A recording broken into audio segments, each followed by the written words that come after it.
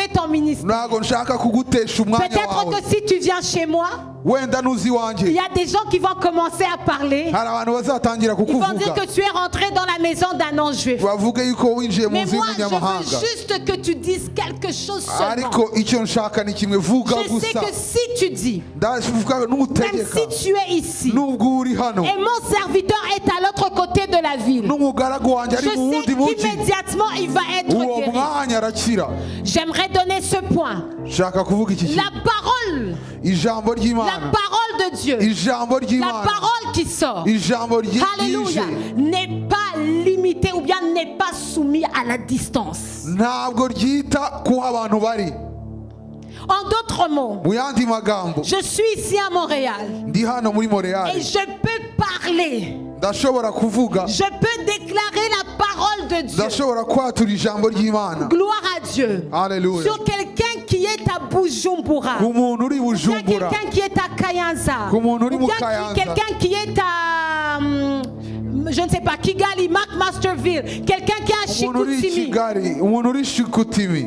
Et la parole de Dieu ijambo ry'Imana va s'accomplir. rikasohora Pourquoi? La parole de Dieu, kuko ijambo la ry'Imana parole de Dieu, kuko ijambo elle ry'Imana est indifférente à la distance. ntago ryita ku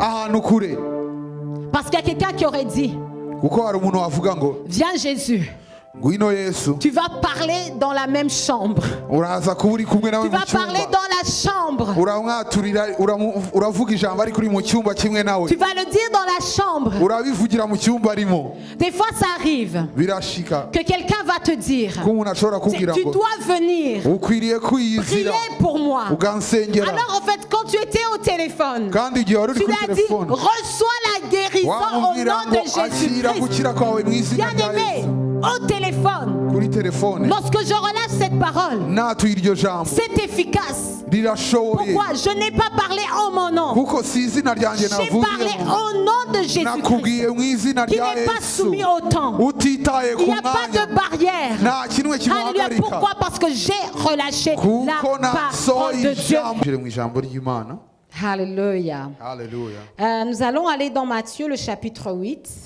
turasoma muri Matayo ibice 8 Nous allons lire. Nous allons rester dans Matthieu, le chapitre 8 pour la prédication. turaguma muri iki gice cya 8 cya Matayo niho tuza kuba turi. La Bible dit, Bibiliya iravuga ngo donc Matthieu, le chapitre 8, on va commencer, on va lire le 8e verset. turahera ku murongo wa 8 Ou bien pour vous mettre dans le contexte, comme Jésus, je vais lire du 5e verset. Comme Jésus entrait dans Capernaum, un centenier l'aborda, le priant et disant, Seigneur, mon serviteur est couché à la maison, atteint de paralysie et souffrant beaucoup. Jésus lui dit, j'irai et je le guérirai. Le centenier répondit, Seigneur, je ne suis pas digne que tu entres sous mon toit, mais dis seulement un mot et mon serviteur sera guéri. turahera ku murongo wa 5 kugira ngo twumve neza icyo bivuga. Ageze i Kaperinawumu haza umutware utwara umutwe w'abasirikare aramwinginga ati mwami umugaragu wanjye aryamye mu nzu yararemaye arababaye cyane aramubwira ati ndaza mukize. Umutware w'abasirikare aramusubiza ati mwami ntibinkwiriye yuko winjira mu nzu yanjye ahubwo tegeka gusa umugaragu wanjye arakira. Alléluia. Et au 3e verset, nous allons également lire. Ici, c'est toujours Jésus qui était descendu de la montagne et il y avait une grande foule qui le suivait. Et on nous dit qu'un lépreux s'était approché et s'est prosterné devant lui et lui a dit, Seigneur, si tu le veux, tu peux me rendre pur. Et Jésus a étendu la main, l'a touché, il a dit, je le veux, sois pur. Umurongo wa 3 hejuru haravuga ngo arambura ukuboko amukoraho ati ndabishaka kira. Maze haza umubembe aramwegera aramupfukamira aramubwira ati mwami washaka wabasha kunkiza. Arambura ukuboko amukoraho ati ndabishaka kira. Je le veux, sois pur. Et si on lit à partir du 14e verset également, twongere hasi ku murongo wa 14. Ici, on nous dit que Jésus était allé à la maison de Pierre. Hano batubwira ko Yesu yaragiye mu nzu ya Petero. Il y avait la belle-mère qui était couchée et qui avait de la fièvre. Hari hariho nyirabukwe wari uryamye arwaye ubuganga. Mais ce fut une opportunité pour beaucoup d'amener plusieurs personnes qui étaient malades auprès de Jésus. Hari umwanya abantu benshi bazanaga abantu bose ngo Yesu abakize. Et à la fin, le 17e verset va dire Murongo wa 17 haravuga ngo afin que s'accomplisse ce qui avait été annoncé par Ésaïe, le prophète, il a pris nos infirmités et il s'est chargé de nos maladies. Haleluya. Kugira ngo ibyavuzwe n'umuhanuzi Yesaya bisohore ngo ubwe niwe watwaraga ubumuga bwacu akikorera indwara zacu. Amen. Alors, merci Seigneur, parle-nous. Urakoze Yesu tuvugishe. Le thème de notre message de ce matin, Umutwe w'ijambo ryacu muri iki gitondo c'est une parole. ni ijambo. Une parole. Est-ce que quelqu'un peut dire une parole? Ijambo. J'ai dit une parole. Ijambo. Est-ce que tu peux ouvrir ta bouche et dire une parole? Urashobora gufungura akanwa ukavuga ngo ni ijambo gusa. Une parole. Ijambo Est-ce qu'il y gusa. a quelqu'un qui a pris le petit déjeuner ce matin? Alors tu vas dire une parole très fort. Vuga ngo ijambo. Une parole pour la deuxième fois. Ijambo. Une parole pour la troisième fois. Ijambo. Que Dieu vous bénisse. Imana ibahe umugisha. Une parole. Ijambo rimwe Une gusa. parole change la vie. Ijambo rimwe rihindura Une ubuzima. parole change la destinée. Ijambo rimwe rihindura Une parole amateka. change le cours de l'histoire. Ijambo rimwe rihindura amateka. Lorsque cette parole sort de la bouche de Dieu. Iryo jambo rivuye mu kanwa Gloire k'Imana. à Dieu. Haleluya. Pour ceux qui étaient avec nous le vendredi passé, Abari bari kumwe natwe kuwa gatanu ushize. l'évangéliste Bonheur a justement prêché à partir de Jacques le premier chapitre, Umuvugabutumwa Bonheur yatubwirije kuri Yakobo igice cya mbere. où il nous a parlé justement de ce passage qui dit que lorsqu'une personne va écouter la parole de Dieu mais va l'oublier sans la mettre en pratique, cette personne-là c'est un insensé. Aho Yakobo atubwira ko umuntu wumva ijambo ry'Imana hanyuma akaryibagirwa aba ameze nk'umupfu.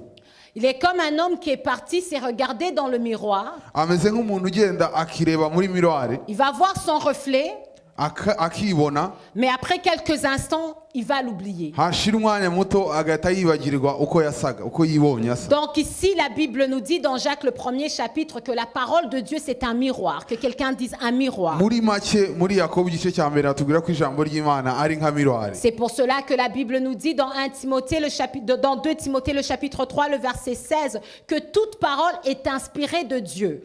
Niko muri Timoteyo wa kabiri ibice bitatu umurongo wa 16 batubwira ko ijambo ryose ryahumetswe rivuye mu kanwa k'Imana kugira ngo ritwigishe, kugira ngo En ridukosore. fait, bien-aimé, chaque parole qui sort de la bouche de Dieu Ijambo ryose ryavuye mu kanwa est k'Imana puissante rifite pour ubushobozi guérir, bwo gukiza, pour changer, bwo guhindura, tracer le chemin, bwo guca inzira, pour transformer, bwo guhindura, pour aplanir nos sentiers, bwo guca inzira, pour rendre les choses impossibles possibles. no guhindura ibitashobokaga Et bigashoboka. justement, en étudiant en profondeur, Hanyuma iyo twize nous tukajya avons hasi vu que beaucoup d'entre nous, twabonye ko hagati muri twe on attend toujours à connaître plus pour faire la volonté de Dieu. duhora dushaka kumva ibindi bintu bishyashya kugira ngo dukore ubushake Il y a une bw'Imana. personne qui est assise, qui entend le son de ma voix ce matin, Hari umuntu wicaye hano uri kumva ijwi ryanjye qui a le désir de servir Dieu, ushaka gukorera Imana, mais qui va dire, ah, je vais attendre pour en connaître plus. akavuga ati oya ndarindiriye kugira mbanze Je menye ibintu serai byinshi, guéri lorsque j'aurai entendu plus. nzakira ari uko numvise ibindi bintu byinshi cyane, Je vais me développer lorsque je vais entendre plus. nzakura mu gakiza ari uko numvise ibindi byinshi cyane. Mais vous savez, il y a un très grand problème. Ariko aho hari ikibazo Parce que gikomeye juste une parole de Dieu que tu as écoutée. kubera ko ijambo rimwe gusa uramutse J'ai dit uryumvise, juste une parole que tu as écouté, ijambo rimwe gusa wumvise que tu as neza compris et que ukaryakira tu mets en pratique dans ta vie. ukarishyira mu bikorwa Mettre mu en buzima bwawe pratique. ukarishyira mu bikorwa J'ai dit mettre en pratique. navuze ngo ukarikora ukarishyira mu bikorwa Gloire à Dieu. En Icyubahiro fait, ni cy'Imana. c'est ce que Jacques enseigne. ni icyo ngicyo yakobo En fait, yigisha lorsque tu écoutes la parole de Dieu, ko iyo wumvise ijambo ry'Imana immédiatement, uwo mwanya il faut l'appliquer. ukwiriye kurishyira mu Peux-tu bikorwa m'aider à dire à ton voisin immédiatement? bwira mugenzi wawe ngo Il faut uwo mwanya l'appliquer. ukwiriye kurishyira mu bikorwa Immédiatement. Mais dis à ton voisin, bwira alléluia. mugenzi wawe ati uwo mwanya Immédiatement, uwo mwanya regardez, vous savez, quand Moïse parlait des gens avec un cou raide, hein? Oui, il faut le dire. Quand Moïse parlait des gens avec des coups raides, igihe Mose yabwiraga abantu abakanga est-ce que vraiment c'est difficile de dire à ton voisin de répéter ce que je viens de dire? C'est pas toi qui le dis, c'est moi qui le dis. birakomeye kubwira mugenzi wawe ati ijambo akubwiye ngo usubiremo Est-ce que c'est difficile? C'est Birakomeye. très facile. Alors pourquoi tu hésites? ni ukubera iki Alléluia. Dis à ton voisin, Pasteur Bélis t'aime. bwira mugenzi wawe ngo Pastor Belize aracyagukunda Alléluia. Mais Jésus t'aime encore plus. Yesu aragukunda Gloire à kurushaho Dieu. Alléluia. Amen. Donc, bien aimé, bene data nous sommes là, turi hano nous sommes hésitants, turi gushidikanya on attend, turindiriye mais Dieu nous regarde, ariko Imana mais il ikatureba dit, mais qu'est-ce que tu attends? ikavuga ngo uyu muntu Je arindiriye t'ai iki déjà tout donné, naramaze parce que je kukubwira t'ai donné une parole. nakuhaye ijambo Gloire à Dieu. Amen. Alléluia. Est-ce qu'on peut aller en profondeur? tukomeze twinjire Bien aimé, une seule parole ijambo rimwe que bene tu data appliques dans ta vie, washyize mu que tu bikorwa appliques dans ta vie, iyo gushyira mu que tu bikorwa appliques dans ta vie. washyira mu En fait, le bikorwa problème que nous avons dans la maison de Dieu, ikibazo tugira mu nzu c'est y'Imana qu'on écoute, nuko twumva après on oublie. hanyuma On tukibagirwa écoute tukongera et tukumva on oublie. tukongera Pourquoi est-ce tukabyibagirwa qu'on oublie? kubera iki Parce qu'on n'a tubyibagirwa pas appliqué. kuko Dis tutashyize à mu ton bikorwa voisin, la bwira puissance mugenzi est wawe dans noneho l'application. ngo ubushobozi buri n'iyo ubishyize mu bikorwa Les conséquences sont dans l'application. ingaruka zigaragara iyo utangiye kubishyira mu bikorwa Lorsque tu écoutes la iyo parole wumva ijambo et ry'Imana immédiatement tu la mets en pratique, warangiza ukarishyira tu mu vas bikorwa voir la puissance et la gloire de Dieu dans uzabona ta vie. imbaraga n'ubwiza bw'Imana C'est pour cela que je dis toujours aux gens du club biblique, niyo mpamvu mbwira abari mu à ishuri rya chaque bibiliya fois qu'on lit un passage, iyo dusomye à ijambo chaque fois qu'on lit des chapitres, iyo dusomye tu igice dois au moins prendre un verset biblique ukwiriye gufata que tu vas umurongo umwe appliquer dans ta vie. ugiye gushyira mu bikorwa mu buzima Alléluia. bwawe. La semaine passée, nous avons étudié sur le zèle. icyumweru gishize twize ku Nous ishyaka avons regardé le zèle. twabonye ishyaka Ceux qui ont commencé avant nous, qui avaient du zèle. abadutangiriye bari bafite J'aimerais te ishyaka poser la question ce Ndashaka matin. kubaza ijambo rimwe muri iki Est-ce que gitondo quelque part dans ta semaine, mu cyumweru tu cyawe as pris hagati le temps de méditer wafashe et umwanya wo maintenant de kumvira commencer kwiyumvira à appliquer le zèle pour Dieu dans ta no vie? gutangira gushyira mu bikorwa iryo shyaka mu De buzima bwawe regarder kureba dans ta vie mu buzima de bwawe manière palpable, uburyo de manière bufatika évidente, mu buryo bufatika comment commencer à appliquer le zèle, Ni le gute zèle de Dieu, natangira gushyira le mu zèle bikorwa pour la maison iby'ishyaka de Dieu. ry'ijambo Gloire ry'Imana. à Dieu. Alléluia. Bien aimé, bene data bien aimé, Bakundwa. la Bible dit que nous sommes des témoins.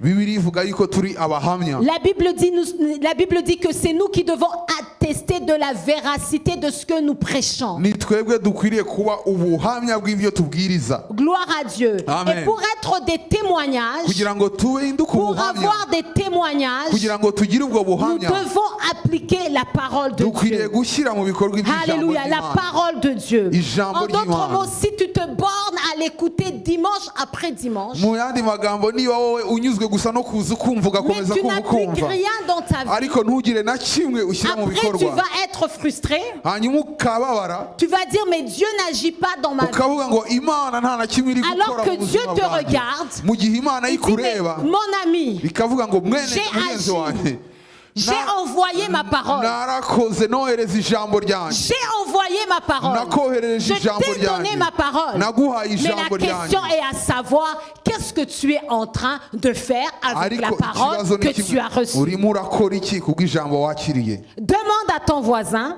ongera ubaze mugenzi wawe Qu'est-ce que uti tu es en train de faire avec la parole que tu as reçue? ijambo wumvise n'icyo urimo C'est urarikoresha mu vrai que buzima tu bwawe dis que tu ne connais pas beaucoup dans la Bible. birashoboka yuko uvuga ngo ntago nzi byinshi mu ijambo Mais ry'Imana le peu que tu connais, ariko bya bindi bike qu'est-ce uzi que tu es en train de faire avec ce peu? urimo urabikoresha iki hari icyo ukora Alléluia. Gloire à Dieu. Je sais que je suis en train de dire un bon message. ndabizi neza ko ibyo Bien ndi aimé, kuvuga ari qu'est-ce ukuri que tu es en train de faire avec ce que tu sais déjà? ibyo uzi Avec ce que tu urabikora connais déjà. ibyo umaze kuba uzi Tu urabikora vas me dire, mais moi je ne connais pas la parole. uravuga ngo ngiye sinzi ijambo Je ry'Imana suis sûr ndazi que neza si ko tu es allé à l'église 2 fois, ko niba nibura waragiye il y mu a un rusengero verset kabiri biblique que tu connais. hari umurongo umwe wo muri bibiliya nibura Maintenant, la wumvise question est à savoir, hanyuma ikibazo ni est-ce que iki tu as appliqué ce seul iryo verset jambo que tu rimwe connais? wumvise warishyize mu bikorwa Alléluia. Le Alléluia. seul verset que tu connais, rimwe ryonyine uzi iryo jambo rimwe est-ce que tu ryonyine l'as uzi appliqué dans ta vie? urarikora mu Est-ce que tu buzima l'as bwawe appliqué sur ta vie? urarikoresha Ou mu bien buzima bwawe dimanche après dimanche, cyangwa icyumweru tu n'ikindi te n'ikindi bornes à écouter. uza gusa uje kumva ibindi Tu es bishyashya devenu quelqu'un qui sait écouter, wabaye umuntu gusa uzi kumva ibindi mais qui est rentré dans un mode de procrastination, qui dit je vais obéir demain, je vais Ukagenda- appliquer demain, sans l'obéir dans ta ukinjira mu vie buzima bwo immédiatement. kugenda wegeza inyuma ngo nzaba mbikora ejo Gloire à Dieu. icyubahiro n'ikimana. Alléluia. Alléluia. Alors voici un homme extraordinaire reba noneho umugabo udasanzwe qui est rentré en contact avec Jésus-Christ. wahuye na yesu Il est rentré en contact avec le Maître. yahuye n'umwami Et là, il a présenté son problème à Jésus-Christ. amubwira ikibazo cyiwe La Bible nous dit que c'était un officier romain. bibiri itubwira ko yari umusirikare w'umuroma Donc ça veut dire que c'était un non-juif. bivuze yuko atari umuyahudi En d'autres mots, ça veut dire que c'est quelqu'un qui est supposé ne pas connaître beaucoup de la loi. ni umuntu utaragomba bigaragara ko atarazi amategeko Oui, menshi parce que c'était un étranger. kuko yari umunyamahanga Vous avez bien saisi ce point-là. C'était un officier icyo romain. muragitawe yuko yari umukuru Donc il w'abasirikare n'était pas juif. ntago yari umuyahudi Biologiquement parlant, il n'était pas un enfant d'Abraham. ku mubiri ntago yari umwana w'aburahamu Mais cet homme, quand il va parler avec Jésus, ariko uwo mugabo ari kuvugana na yesu il va démontrer une compréhension de la révélation ou bien de la procédure dans le royaume de Dieu. agaragaza urwego rudasanzwe rwo guhishurirwa mu bwami bw'Imana Il va présenter sa requête à Jésus. abwira icyifuzo Il va cyiwe lui dire, yesu Maître, aramubwira ati mwami j'ai un officier j'ai un officier subalterne qui est malade. J'ai un serviteur plutôt qui est malade. mfite umugaragu wanjye urwaye J'ai besoin qu'il soit guéri. ndifuza yuko akira Et Jésus va lui répondre. yesu aramusubiza Il ati va lui dire, je vais venir et je vais le guérir. ndaje njye kumukiza Mais voici un homme qui est très rapide. reba umuntu rero Il wihuta cyane savait que les Juifs ne rentraient pas dans les maisons, ils n'étaient pas supposés rentrer dans les maisons des non-Juifs. iwe yahise atahura amenya yuko ubusanzwe abayahudi batinjira mu nzu z'abanyamahanga Donc il le savait. yari abizi Il a dit, Maître, je n'ai pas besoin que tu te déplaces. Je ne suis pas digne de te recevoir chez moi. aramubwira ati ntibinakwiriye ntibikwiriye yuko Mais j'ai winjira mu nzu besoin iwanjye que tu me fasses une petite faveur. nkeneye gusa ko unkorera akantu gato Dis cyane seulement une parole. vuga rya jambo rimwe Ah, gusa dis seulement une parole. vuga ijambo Il rimwe va gusa dire, moi-même, njyewe ubwanjye nanjye ubwanjye je suis un officier subalterne. ndi umutware w'abasirikare Donc ça veut dire que je ne suis pas le premier en rang. ntago ndi hejuru Il y a des gens qui sont au-dessus de moi. nanjye mfite n'abandi bantwara Mais j'ai également des gens qui sont sous moi. ariko nanjye mfite n'abari munsi J'ai yanjye des gens subalternes.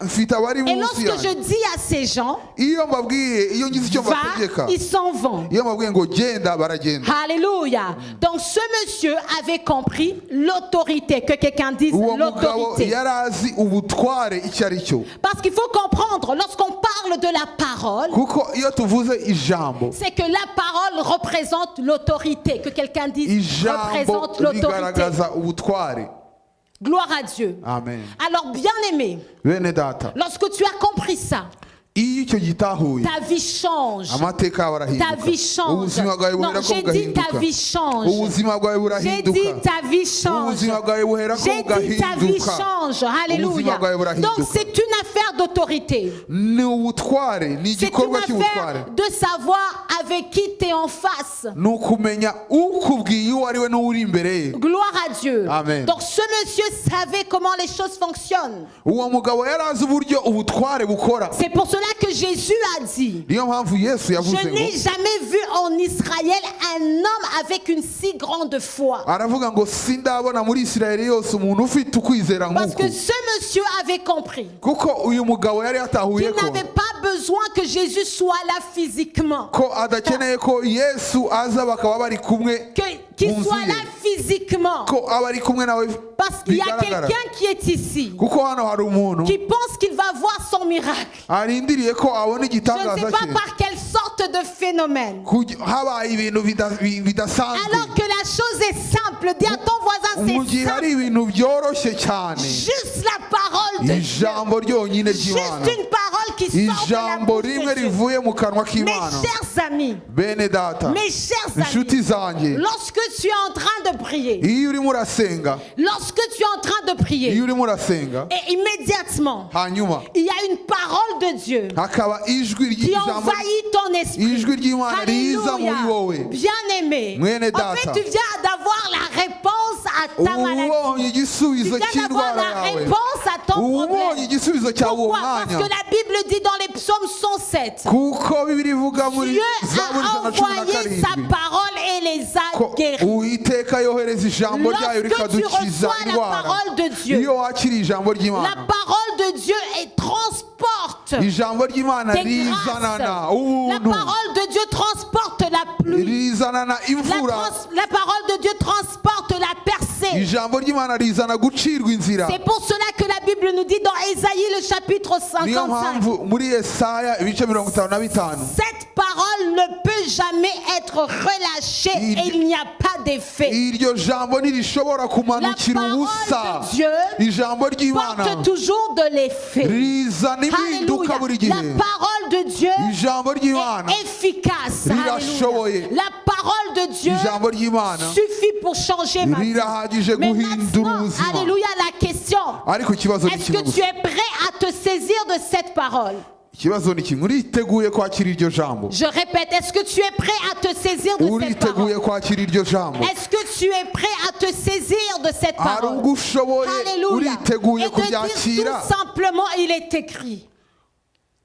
Et de dire tout simplement, il est écrit. ukavuga gusa ngo Et biranditswe de dire tout simplement, Dieu me dit ceci. ukavuga ngo imana Alléluia. iravuze ngo Pourquoi? Parce que la parole kuko ari ijambo que tu as besoin ce matin, icyo ukeneye muri iki ce n'est gitondo pas des 66 livres, ntabwo ukeneye ibitabo mais tu 66 as juste besoin d'une parole. ukeneye Tu as ijambo juste rimwe besoin de la gusa parole, Réma de Dieu qui vient et touche ta situation. ijambo rimwe riza Alléluia. rigatanga Tu ubuzima n'as ku pas buzima besoin bwawe de connaître tous les écrits prophétiques ntabwo ukeneye pour ubuhanuzi accueillir ton bwose kugira ngo miracle. wakire Alléluia, igitangaza mais cyawe juste une parole qui dit. gusa ijambo rimwe gusa Alléluia, juste une parole de Dieu ijambo qui dit. rimwe gusa rivuga Alléluia. Alléluia. Nous avons lu dans Matthieu le chapitre 8 au verset 17. twasomye matayo ibice 8 umurongo wa 17 On lui a apporté beaucoup de malades. bamuzanira abarwayi benshi On lui a apporté des démons, des gens qui étaient possédés par des démons. bazana bari barwaye Et amadayimoni la Bible dit il les a chassés. hanyuma yesu La Bible arabirukana dit il les a guéris. arabakiza Alléluia. Selon qu'il est écrit. nk'uko byanditswe Alléluia. ngo Selon qu'il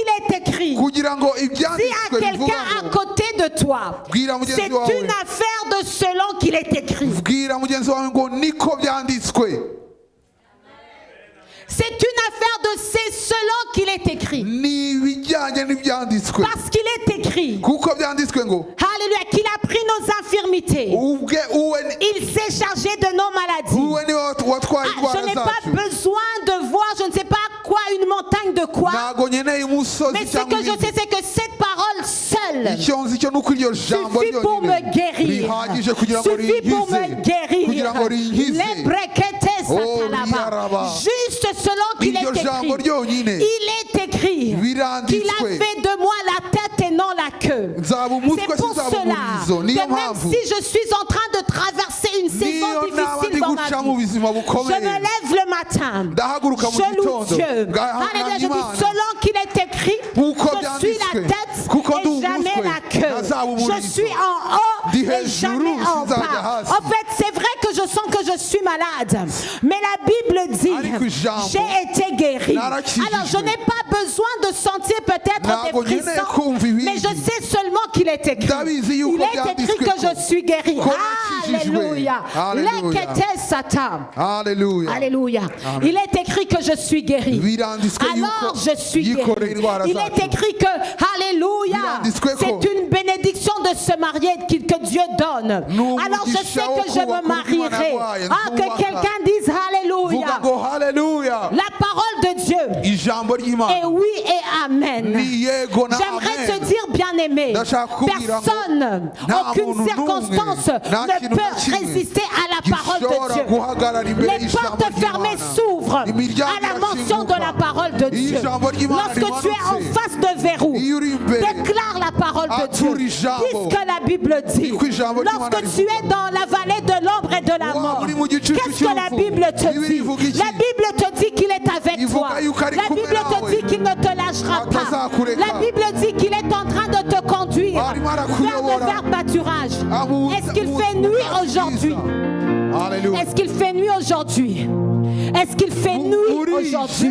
Il n'y a pas de problème. Nta kibazo. Sa houlette est son bâton. Voici mon réconfort. Et Dore je sais unsubiza que je suis imbaraga. en train Zi de yuko marcher vers les verts pâturages. Ndiho ndagendera mu bwatsi Alléluia. bwiza. Peu importe ce que je vois avec mes yeux. ibyo naba ndi kubonesha amaso yanjye Je ubu sais que nonaha. sa parole est la Nzi ko vérité. ijambo ry'Imana rivuga Alléluia. ukuri. On parle de guerre à gauche et à droite. turavuga intambara hirya On no hino parle de guerre à gauche et à droite. baravuga intambara Mais hirya moi, no je hino. sais une parole qui Ariko nzi dit ijambo 1000 rivuga tombent ngo d'un côté, 10,000 10 bazagwa 000 iburyo à ma bwanjye, droite. abandi Je ne serai ibihumbi pas atteint. ibumoso bwanjye ariko nzakomeza mpagarare. La parole, dis à quelqu'un la parole. vuga ngo ijambo Une seule parole. ijambo rimwe Une seule parole. Ijambo rimwe gusa. Une seule parole. Ijambo rimwe Une gusa. parole pour me donner la victoire. Ijambo ryo kumpa Une parole pour me ubutsinzi. guérir. Rimwe ryo Une kunkiza. parole, alléluia, pour m'amener dans ma destinée. Rimwe ryo kunjyana J'ai aho juste nsezerana. besoin d'une parole. Nkeneye J'ai ijambo juste rimwe besoin d'une gusa. parole. Mana, Que nkeneye quelqu'un ijambo dise rimwe une gusa. parole. Mana, ijambo rimwe gusa. J'ai juste besoin d'une parole. nkeneye rimwe gusa Une ijambo parole pour changer ma vie. ijambo kugira ngo Une ubuzima parole bwanjye pour faire buhinduke. tourner les circonstances. kugira ngo byose La bihinduke. kateseya. Une seule parole. ijambo rimwe Je n'ai gusa. pas besoin de tout savoir. Ntabwo nkeneye J'ai juste kumenya besoin byose. d'une parole. Nkeneye kimwe Vous savez, cyonyine. Haleluya. Alléluia. Haleluya. Gloire à Dieu. Amen. La parole. ijambo Vous savez, c'est dans cette génération murazi ni muri ab'iki gihe où les gens lancent des paroles comme ils veulent. abantu bafata ijambo uko bishakiye. Mais vous savez, même quand un homme donne une parole, mu bundi niyo umuntu atanze ijambo rye dans les bonnes habitudes de vie, mu muco mwiza w'abantu, dans les principes de vie, mu muco w'abantu bazima, tu es lié par cette parole. uba uboshywe n'iryo jambo. Un homme intègre, umugabo w'inyangamugayo il est lié par sa parole. icyo yavuze agomba kugikora. C'est pour cela qu'il va faire attention avant de promettre des choses. niyo mpamvu yitonda cyane mbere y'uko agira ikintu asezeranya, Parce qu'il sait que s'il le dit, kuko azi ngo nindamuka ndabivuze je vais devoir le faire. ntegerezwa ngomba Est-ce kuzabikora. qu'il y a des hommes et des femmes intègres? ese hano hari abagabo n'abagore b'inyangamugayo?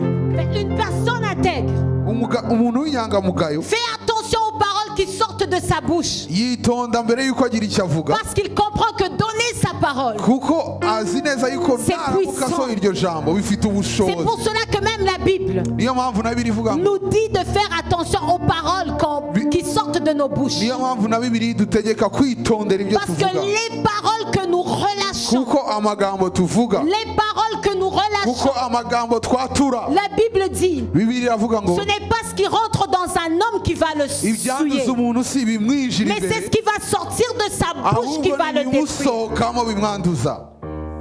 Quelle révélation! Mbega ihishurirwa, Quelle révélation! mbega ihishurirwa, Quelle révélation! mbega ihishurirwa. Savoir que ce n'est pas n'importe comment qu'il faut qu'on parle sur nos vies. niyo mpamvu tudakwiriye kuvuga Ce ubuzima n'est pas bwacu ko n'importe twishakiye. comment qu'on doit parler sur nos enfants. Ntidukwiriye kwatura ku bana bacu Parce ibyo que ce que twiboneye nous byose, déclarons, kuko ibyo ce twatura, que nous disons, ibyo dutegeka, ce que nous répétons, ibyo dusubiramo, ça a un effet. bifite icyo Alléluia. bikora. Gloire à Dieu. amen. Dieu règne par la parole. Imana itegekesha ijambo La Bible ryayo. dit au commencement la terre était informe et vide, mais Dieu a parlé et les choses ont Bibiri changé. ivuga yuko mbere na mbere isi itari ifite ishusho, ariko Uwiteka aravuga. Et la Bible dit que nous avons été créés à l'image de Dieu. Kandi ijambo nanone ritubwira ko twaremwe mu ishusho y'Imana. En fait, la manière que Dieu a créé l'homme, Uburyo Imana yaremye mu dans muntu, les choses que Dieu a données à l'homme, icyo Imana yahaye umuntu, la parole ijambo, est une arme efficace. ijambo J'ai dit ni la intwaro ikomeye, parole est une arme ni efficace. intwaro En ikomeye. d'autres mots, Mu yandi magambo, bien-aimé, bene ce data, que tu es en train aujourd'hui de dire sur ta vie, icyo Imana irimo iravuga ku buzima bwawe uyu munsi, ce que tu es en train de dire aujourd'hui sur ta vie, icyo Imana iri kwatura kuvuga mu buzima bwawe uyu munsi, demain tu vas le voir. ejo uzakibona. Est-ce que vous me suivez très bien? Uranyumva neza? Est-ce que vous me suivez très bien? La Bible dit nous sommes des dieux avec un petit d. Alléluia. Haleluya. Nous avons été créés à l'image de Dieu. Twaremwe mu ishusho y'Imana, Et Dieu règne par la parole. kandi Imana C'est pour itegekesha cela que ijambo lorsque ryayo. Dieu dit, Niyo mpamvu iyo Imana ivuze, j'ai dit lorsque Dieu dit, Imana ivuze, peu importe ce que ta situation dit en ce moment, uko byaba bimeze kose mais mu buzima puisque bwawe, Dieu l'a dit, ariko Imana yabyatuye, puisque Dieu l'a dit, Imana yamaze kubivuga, c'est pour cela, niyo mpamvu, c'est pour cela. niyo mpamvu Lorsque tu pries pour tes enfants, dis iyo usengera abana bawe, ce que Dieu dit sur eux. vuga icyo Alléluia. Imana Dis ibaturaho, ce que Dieu dit sur les enfants vuga du icyo juste. Imana ibavugaho. Lorsque tu parles sur ton mariage, Niba uvuga ku dis rugo ce que la rwawe, parole dit sur le vuga icyo mariage. ijambo ry'Imana rivuga ku rugo. Gloire à Dieu. Haleluya. Une parole, que quelqu'un dise une Vuga parole. ngo ijambo rimwe, Une parole pour ma situation. ijambo rimwe ku Une buzima parole bwanjye, pour ma destinée. ijambo rimwe ku Haleluya. hazoza hanjye, Selon qu'il est écrit. nk'uko byanditswe. Alors cet homme était en face de Jésus. Uno muntu yari imbere ya Yesu, Il a dit, ne viens pas. aravuga ngo ntiwirirwe uza, Ne fais même pas l'erreur de venir. ntiwirirwe uza, Je ne veux pas perturber ton ministère. ntabwo nshaka kugutesha umwanya Peut-être wawe. que si tu viens chez moi, Wenda nuzi il iwanjye, y a des gens qui vont commencer à parler. hari abantu bazatangira Ils vont dire kukuvuga, que tu es rentré dans la maison d'un non-juif. bavuge yuko winjiye mu Mais nzu moi, je y'umunyamahanga, veux juste que tu dises quelque chose seulement. ariko icyo nshaka ni kimwe, vuga Je sais gusa. que si tu dis, Ndavuga même n'umutegeka, si tu es ici, nubwo uri hano, et mon serviteur est à l'autre côté de la ville, n'umugaragu wanjye je ari mu sais wundi mujyi, qu'immédiatement il va être uwo guéri. mwanya arakira. J'aimerais donner ce point. Nshaka kuvuga iki La kintu, parole, ijambo la ry'Imana, parole de Dieu, ijambo la ry'Imana, parole qui sort, ijambo alléluia, ryije, n'est pas limitée ou bien n'est pas soumise à la distance. ntabwo ryita ku abantu bari.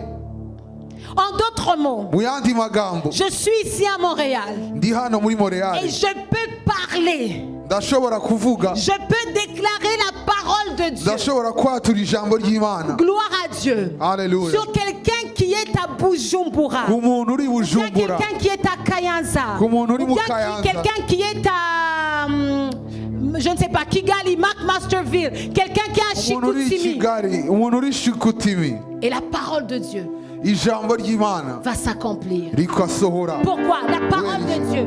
Kuko ijambo La ry'Imana, parole de Dieu. kuko ijambo Elle ry'Imana est indifférente à la distance. ntabwo ryita ku ahantu kure. Parce qu'il y a quelqu'un qui aurait dit, Kuko hari umuntu wavuga ngo viens Jésus, ngwino Yesu, tu vas parler dans la même chambre. uraza kuba uri kumwe nawe Tu mu vas parler cyumba, dans la chambre. uramwaturira, uravuga ijambo ariko uri mu cyumba kimwe nawe, Tu vas le dire dans la chambre. urabivugira mu cyumba arimo. Des fois, ça arrive Birashika que quelqu'un va te dire, ko umuntu ashobora kubwira tu ngo dois venir ukwiriye kwiyizira prier pour moi. ugansengera, Alors, en fait, quand tu étais au téléphone, kandi igihe wari uri tu kuri lui as dit, telefone reçois la guérison au wamubwira nom ngo de akira Jésus-Christ. gukira kwawe mu izina rya Bien-aimé, Yesu.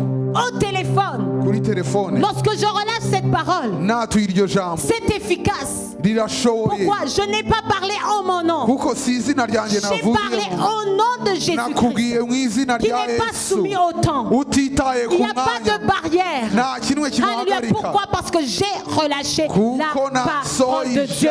Est-ce que quelqu'un peut acclamer le Seigneur pour cette komera Imana amashyi révélation? menshi La parole de Dieu. ijambo Une ry'Imana parole qui n'est pas soumise au test du temps. ijambo ritita ku gihe uko C'est pour kingana cela que la parole de Dieu, niyo mpamvu ijambo ry'Imana si elle a été prononcée par le prophète, il y a de cela 4000 ans, peu importe. niyo haba hashize imyaka ibihumbi bine 800 ryahanuwe ans. La parole de Dieu. imyaka magana inani La parole de Dieu. ijambo ry'Imana La parole de Dieu. ijambo ry'Imana La parole de Dieu iryo jambo ne ry'Imana perd jamais de son efficacité. ntago rishobora gutakara ngo ripfe ubusa. Gloire à Dieu. Haleluya. Quand je vais dans le magasin, iyo ngiye mu je iduka vais acheter un article. nkagura ikintu Je dois toujours regarder la date de péremption. ndeba igihe kizatera Parce que dès agaciro que je vois que la date est dépassée ou bien elle est proche d'arriver, iyo mbonye yuko igihe kizatera agaciro ils cyenda vont te kugera dire à consommer avant. bandikaho ngo ugomba kugikoresha mbere À consommer avant. ugomba Mais kugikoresha mbere pourtant, ce matin, quand je me suis réveillée, ariko muri iki gitondo igihe j'ai nabyutse, prié pour ma fille parce qu'elle avait un autre programme. nasengeye umukobwa wanjye ko Alléluia, je lui ai afite pris gahunda. la main. mufata ukuboko Et j'ai déclaré la parole de Dieu que le prophète David avait déclaré il y a de cela des années. namwaturiyeho ijambo dawidi Alléluia. yavuze imyaka n'imyaka Parce qu'il a dit, kuko yavuze ngo inspiré par l'Esprit de Dieu, ibyo yavuze je sais yabivugishijwe que cette n'umwuka parole wera est efficace. nzi ko iryo jambo Parce na qu'elle n'uyu est munsi sortie de Dieu. rigikora C'est pour ça que j'ai dit, voici la journée que l'Éternel niyo a créée. mpamvu navuze ngo dore Elle est pour umunsi nous Imana un sujet yandemeye de joie. ni Et umunsi immédiatement, w'umunezero j'ai senti l'atmosphère mpita changer. numva ko amateka ahindutse ikirere gihindutse. Alléluia. Haleluya. Alléluia. Haleluya. Je ne sais pas si tu l'as déjà regardé. Sinzi niba waramaze kubona Même quand tu es dans des situations les plus terribles. niyo turi mu bintu bikomeye Alléluia. mu bibazo Tu byinshi vas mettre uzashyiraho la parole de Dieu audio dans ta maison. ijambo ry'Imana Juste des versets bibliques qui commencent à couler. ahantu hose Et immédiatement, tu sens que l'atmosphère change. iyo jambo Ou bien ry'Imana tu vas mettre une rimanutse belle chanson de louange avec des déclarations de la parole de Dieu. yatura ijambo Et ry'Imana immédiatement l'atmosphère change, n'est-ce pas? Immédiatement l'atmosphère change. ikirere gihita Pourquoi? gihinduka kubera iki Parce que l'atmosphère kuko ikirere répond gisubiza gihinduka la parole de Dieu. gihinduka bitewe n'ijambo J'ai ry'Imana dit l'atmosphère, ko ikirere le corps, umubiri les corps, imibiri les esprits, imyuka les âmes ubugingo répondent byumvira à la parole qui sort de la bouche de Dieu. ijambo rivuye mu kanwa k'Imana. Même Jésus-Christ, Yesu lorsque le diable est venu le tenter, igihe satani yaje il kumugerageza a dit, il est écrit. yaravuze ngo biranditswe J'ai dit, il a répondu, il est écrit. yamusubije ngo biranditswe ngo Jésus a combattu par la parole. Yesu yarwanishije ijambo J'ai dit, Jésus a combattu par la parole. yavuze ngo Yesu yarwanishije ijambo Qui es-tu pour vouloir combattre par tes propres forces? kubera iki wowe ushaka kurwanisha imbaraga Tu zawe as noneho besoin de la parole de Dieu. ukeneye ijambo C'est pour ry'Imana cela que lorsque tu viens dans la maison de Dieu, niyo mpamvu iyo uje mu nzu y'Imana Alléluia, haleluya prends un papier, prends un crayon, fata urupapuro écris la wandike parole de Dieu qui andika est ijambo annoncée. ry'Imana Gloire à risohotse Dieu. Pourquoi? Parce que tu as besoin kuko urikeneye d'appliquer cette parole. kurishyira mu Tu as bikorwa besoin de Ukeneye. voir cette parole. kuryizera C'est pour cela que Jésus-Christ a dit, niyo mpamvu Yesu yavuze ngo à un certain moment, igihe kimwe Alléluia, on lui a dit, baramubwiye mange maître. Il a Irya. dit, j'ai à manger une nourriture que vous ne connaissez pas. arababwira ngo mfite ibyo kurya C'est byanjye faire la volonté de mutazi Dieu. ni ugukora ubushake C'est ça en bw'uwantumye fait que l'Église n'a pas compris. nicyo Lorsque itorero tu prends la ritumva parole de Dieu, iyo ufashe ijambo ry'Imana et tu manges la parole de Dieu, ukarirya et tu appliques la parole de Dieu, ukarishyira mu bikorwa tu vois la gloire de Dieu dans ta vie. ubona ubwiza bw'Imana mu Que buzima quelqu'un dise la bwawe gloire de Dieu. vuga ngo ubwiza Alléluia. bw'Imana Bien aimé, bene data cette génération plus que jamais, ab'iki gihe Elle a besoin de la parole de Dieu. bakeneye ijambo ry'Imana, Elle a besoin de la parole de Dieu. bifuza ijambo C'est pour ry'Imana. cela Niyo mpamvu que nous, l'église de la twebwe transformation, itorero on ry'ihinduka ne peut pas être des gens, ntidukwiriye on ne kuba peut pas être des hommes dukwiriye kuba abagabo qui regardent seulement la parole, bareba ijambo qui ry'Imana écoutent gusa, la parole. bumva ijambo Mais nous ry'Imana devons gusa, être des hommes et des femmes ariko dukwiriye kuba abagabo qui n'abagore écoutent et qui la mettent en bumva action. ijambo J'ai bakarishyira dit no qui mu bikorwa, écoutent et qui la mettent en pratique. baryumva J'ai dit qui bakanarishyira mu entendent et qui bikorwa, la mettent en pratique. bakiryumva La barishyira mu Bible bikorwa, dit, kuko Bibiliya ivuga ngo Dieu n'est pas un menteur, kuko Imana ni itari un fils umuntu de wibeshye. l'homme. Alléluia. Imana si Pour umuntu oublier ce wibeshye qu'il a dit. kugira ngo C'est yibagirwe pour ibyo cela yavuze. ce que tu as besoin de conserver en Niyo toi, mpamvu icyo ukeneye ce que tu as kwakira besoin muri de wowe, manger, icyo ukeneye ce que tu kurya, as besoin de croire, icyo ukeneye c'est la kwizera, parole de Dieu. ijambo C'est la ry'Imana. parole de Dieu. Ijambo La ry'Imana. parole de Dieu va te conserver. ijambo ry'Imana rizakurinda, La parole de Dieu va te conserver. ijambo ry'Imana La parole de Dieu rizaguhisha, va donner de la vitalité à tes muscles lorsque ijambo tu n'as plus de ry'Imana force. rizaguhereza imbaraga mu Lorsque misokoro tu es yawe. malade, Igihe uzaba urwaye tu combats avec la parole de Dieu. uzarwanisha Tu ijambo vas voir la ry'Imana, victoire de Dieu dans uzabona ta vie. ubutsinzi. Alléluia, j'ai dit la Alléluia. parole de Dieu. ijambo ry'Imana. Donc cet homme, Uwo mugabo il a compris yumvise ko, à quel point il était devant une personne importante. yatahuye ko yarahagaze imbere y'umuntu udasanzwe. Ce qui démontre la foi qu'il avait dans le Seigneur. Nicyo kigaragaza ukwizera yari afite mu Pourquoi mwami, Jésus il était dans l'étonnement. kuko na Yesu yaratangaye, Il a dit, mais cet homme aravuga ngo uyu mugabo lui a dit wavuze juste gusa une parole. ijambo rimwe gusa, Je n'ai pas besoin d'un décret, je n'ai pas besoin d'un papier avec plusieurs mots dessus. ntago nkeneye urwandiko rurerure n'amagambo menshi cyane, Juste une parole sur ma situation. ijambo rimwe gusa ku byanjye, Une parole sur ma situation. ijambo rimwe gusa Et ku je byanjye, sais que ma situation va ndazi changer. neza ko bihita bihinduka.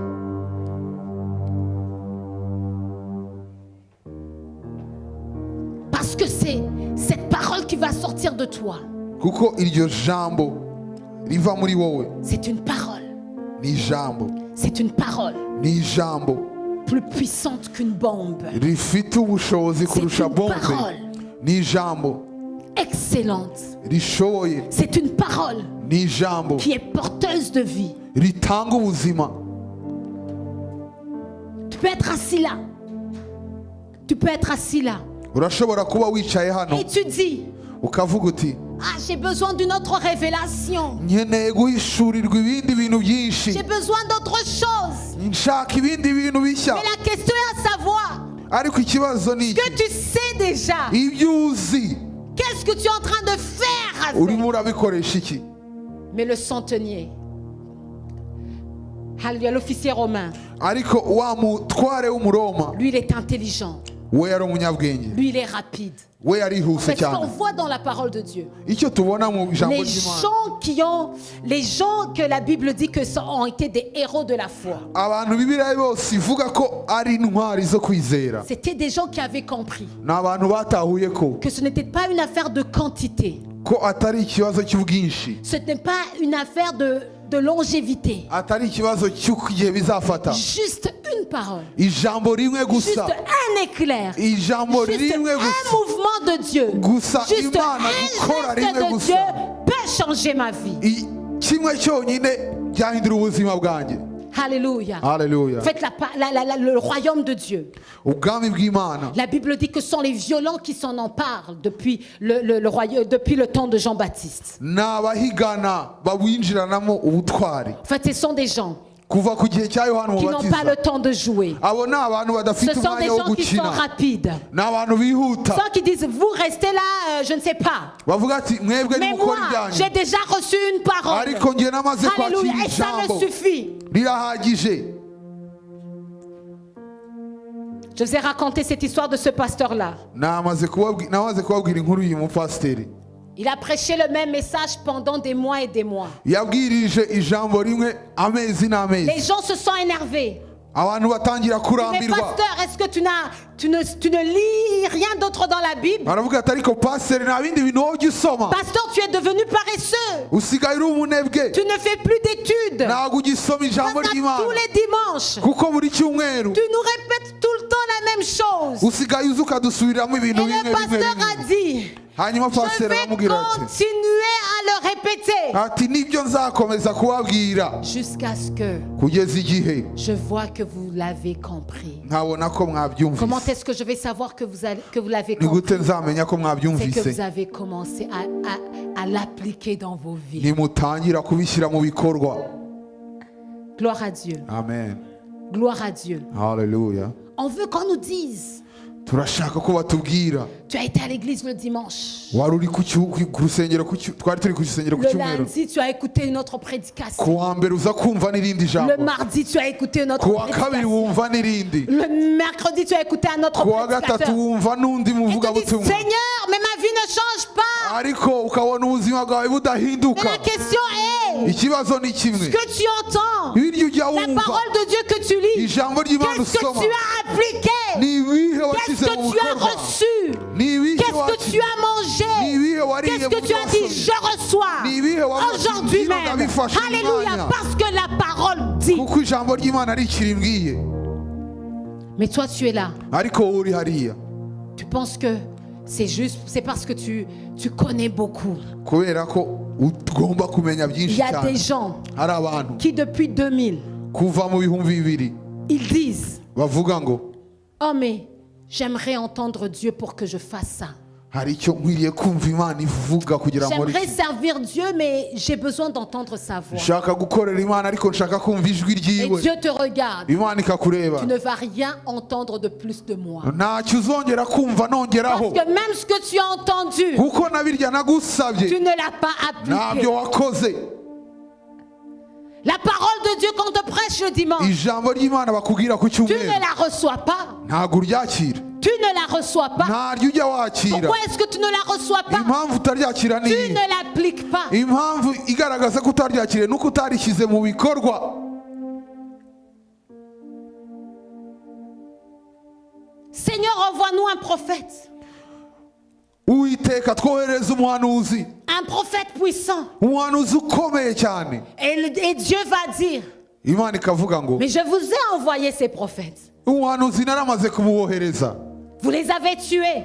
ariko mwarabishe. Ils ont parlé de ma part, mais vous les avez tués. Bamvuze mu mwanya wanjye Vous murabica, avez refusé d'obéir. mwanga kubumvira, Vous avez refusé de manger la parole. mwanga kurya iryo jambo. Et l'apôtre Paul va dire, Hanyuma Paul aravuga ngo vous dites que vous voulez des affaires compliquées, des révélations étranges. muravuga yuko mushaka ibihishurirwa ridasanzwe, Vous voulez des mystères. murashaka ibintu bitangaje Mais le bihambaye, problème qu'il y a avec vous, ariko ikibazo cyanyu ni kimwe, c'est que le lait, nuko amata Le lait. bikeya, on se rend compte que même le lait, bigaragara ko na bikeya, vous n'arrivez pas à boire. n'amata ntimubasha Vous kuyanywa, n'arrivez pas à boire. n'amata ntimubasha Savez-vous kuyanywa. quand est-ce qu'on va donner la nourriture à un enfant?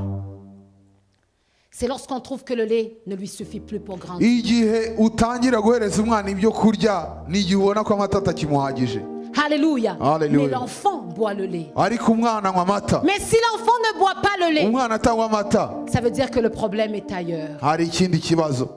Est-ce que vous avez compris? Muri Il faut kubyumva, d'abord qu'il boive le lait. agomba kubanza kunywa ya mata, Après, il va manger les hanyuma akarya patates. ibijumba, Après, il va manger des pommes. akarya na pome. Alléluia. Haleluya.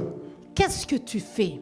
Niki uri gukora, Qu'est-ce que tu es en train de faire niki uri gushyira mu bikorwa, avec ce que tu sais déjà? niki uri murakora mu byo wamaze kwakira. Alléluia. Haleluya. La parole. Ijambo. Et là, tu te dis, mais pasteur, dis la prochaine chose. Ubu ngubu urimo uravuga ati pasiteri ngaho tubwira ikindi gishyashya, Mais ce que je viens de dire, ariko si byo maze kuvuga mbere. qu'est-ce que tu viens de retenir? Usigaranye iki? Qu'est-ce que tu vas aller appliquer dans ta vie? Ni ibiki ugiye gushyira mu bikorwa? La parole. Ijambo.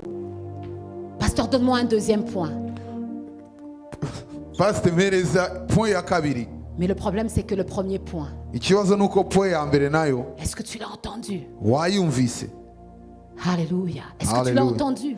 wayumvise Est-ce que maintenant tu es en train de contempler ta vie? ubu ngubu noneho urimo urasubira inyuma mu buzima Est-ce que bwawe maintenant- ukabona ibyo ndi kuvuga Est-ce que maintenant ubu noneho uri kubyumva tu es en train de regarder ta situation dans ta vie et dire urimo urabona cya kintu gikomeye mu buzima bwawe j'ai manqué ici? ukavuga ati hano hantu niho La natakaye parole de Dieu dit. ijambo ry'imana riravuga ngo Parce que je pense que si j'ai déjà coté moins de versets bibliques, je pense que j'en ai déjà coté comme 10 ou 15 depuis que j'ai commencé à enseigner. kuva natangira kubwiriza amaze kuvuga hafi amagambo y'imana imirongo irenga 10. Alléluia. haleluya La parole. ijambo La parole que tu sais. ijambo uzi La parole. ijambo wakiriye La parole. ijambo La parole. ijambo Juste une parole. ijambo rimwe gusa Juste une parole. ijambo rimwe gusa Alléluia. haleluya Gloire à Dieu. amen Est-ce qu'on peut acclamer le Seigneur pour ça? reka duhereze umwami amashyi menshi cyane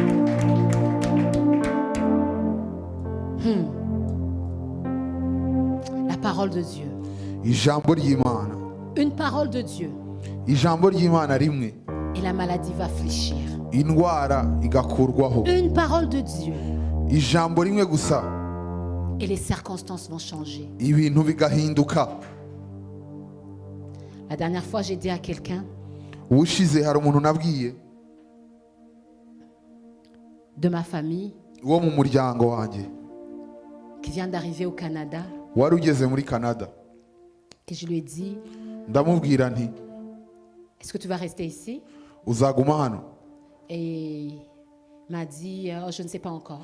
arambwira sindabimenya Je lui ai dit, ok, de toute façon, si tu décides de rester, ndamubwira ati nushaka kuguma hano j'aimerais juste te dire que tu as déjà les papiers de l'immigration. nashaka kukubwira ko wamaze kubona La ibipapuro personne m'a regardé de façon bizarre. arandeba bitangaje nkutangaye Il dit, comment ça, j'ai déjà les papiers de arabwira l'immigration? ati namaze kubibona J'ai dit oui. ndavuga yego La personne m'a dit, comment ça, j'ai déjà les papiers de ni gute l'immigration? namaze kubibona Ah, je lui ai dit, parce que kubera ko il y a de cela des années, hari imyaka ishize j'ai prié à Dieu. nasenze imana Et lorsque j'ai prié, igihe nasengaga imana alléluia, j'ai prié pour toute ma famille. nasengeye umuryango Et wanjye Dieu wose m'a donné une parole. imana impa ijambo Alléluia. haleluya Et avec cette parole, hamwe n'iryo jambo je sais que tous les membres de ma famille, nzi yuko abo mu muryango tous wanjye les membres wose de ma famille, abo mu muryango wanjye wose s'ils rentrent ici, ils bagikandagira ne peuvent jamais être déportés. Ntabwo déportés. bazataha. Pourquoi? J'ai reçu une parole. kuko iryo jambo naryakiriye Est-ce que ça n'a pas marché dans cette église? ntabwo byabaye hano Est-ce qu'on ne l'a pas déclaré? On a dit dans cette église, personne ne sera déporté. Parce que la Bible dit, ntabwo twatuye tukavuga ngo muri ino rusengero nta la muntu terre que foulera uzaba la plante de deporté vos pieds. Dieu Kuko nous ijambo rivuga ngo aho l'accorde. Alors muzakandagiza on se tient ibirenge. sur cette promesse pour dire que si tu es Ndabibahaye. ici, si tu appartiens à l'église de la Tukazera iryo transformation, jambo ngo tu as nukandagira déjà les hano. papiers de l'immigration. wamaze kubona ibipapuro Est-ce qu'il y a quelqu'un qui a déjà été déporté? hari umuntu muzi badeporse Ça n'arrivera pas. ntibizaba J'ai dit ça n'arrivera ntabwo pas. bizaba À cause de la parole de kubw'iryo Dieu. jambo Alléluia. haleluya La façon que vous acclamez, on dirait que vous n'y croyez pas. murasa naho mutabyizera En d'autres mots, mu yandi magambo je suis là. ndi hano J'imagine que l'officier même de l'immigration, s'il m'entendait, me dirait, man, ah ouais, cette femme-là, elle a de l'audace. abakozi bo muri immigration banyubise bavuga ati uno mugore Elle est en train ariyumva de kwe dire qu'elle a déjà délivré des papiers. buriya ari kubabwira ko yamaze kubaha ibipapuro Alléluia. Vous haleluya savez, mes chers amis, murazi bene data la Bible dit ces choses-là, bibiliya iravuga ngo ces choses de la foi, ibyo byo kwizera c'est une folie pour les gens de dehors. ni ibisazi Mais nous, nous kubisi savons que ça marche. ariko tuzi ko bikora twebwe Alléluia. Qui haleluya sait que ça marche? vuga ngo Qui birakunda sait que ça marche? vuga ngo Qui bibaho sait que ça marche? birakora Si tu es dans la présence de Dieu niba uri mu kubaho kw'imana et tu es en train de prier, ukaba uri si tu gusenga es en train de prier en langue et tu reçois la parole, uri gusenga accroche-toi à cette parole. rishakira uri Accroche-toi à cette parole. Rishakire. Accroche-toi à cette parole. rishakira urikomeze Si j'étais toi, j'étais ici. iyaba ndi wowe ndi hano J'ai pas encore les papiers de l'immigration. nkaba ntarabona ibipapuro Là, en ce moment même, uyu mwanya uyu je me tiendrai devant le trône de Dieu. nari guhita mpagarara imbere De la bouche de ta servante. Alléluia. bivuye mu kanwa Cette k'umukozi parole wawe vient d'être être déclaré. iryo jambo Alors ryacu au nom de mu Jésus-Christ, izina rya je Yesu reçois mes papiers. ndarifashe mbonye ibipapuro byanjye Je ne serai pas déporté. ntabwo Je ne serai pas déporté. ntabwo bazadeporta Pourquoi? kubera iki Parce qu'il y a une parole kuko hari de ijambo Dieu qui dit, imana ivuga la terre que foulera la porte aho de vos pieds, muzakandagisha je vous la ibirenge donne. ndabahabahaye Alléluia.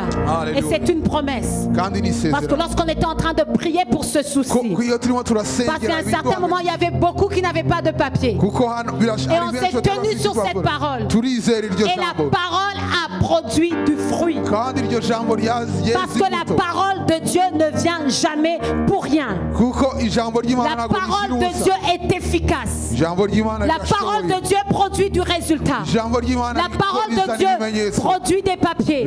La parole de Dieu produit de l'argent. La parole de Dieu donne des maris et des femmes. La parole de Dieu trace le chemin. La parole de Dieu fait toutes sortes de miracles si tu y crois. ibitangaza byose ubyizeye Alléluia. haleluya Alléluia. haleluya Dans leur détresse, lorsqu'ils ont crié à l'Éternel, à l'église de la transformation, lorsqu'on a crié à l'Éternel, muri eglise de la transformation igihe Dieu twataka nous a imana donné la parole. imana yaduhaye ijambo Il nous a guéris par la parole. idukirisha ijambo ryayo Alléluia. Vous haleluya savez, mon mari vous a déjà raconté ça. umugabo wanjye yamaze kubabwira iyi nkuru Lorsque c'était dans des moments très difficiles de nos vies. igihe cyari mu bihe Moi, bikomeye ce que j'ai by'ubuzima fait, j'ai bwanjye accroché la parole de Dieu au salon. namanikaga ijambo Pour qu'à ry'imana gauche, je vois la parole de Dieu. kugira ngo nindebe ibumoso Je me rappelle des promesses de rimanitse Dieu. ku gikuta Alléluia. Je me rappelle ce que Dieu dit. nibuka ibyo imana yavuze Et la parole de Dieu m'a fortifié. ijambo ry'imana La parole de Dieu m'a gardé. La parole de Dieu bien-aimé.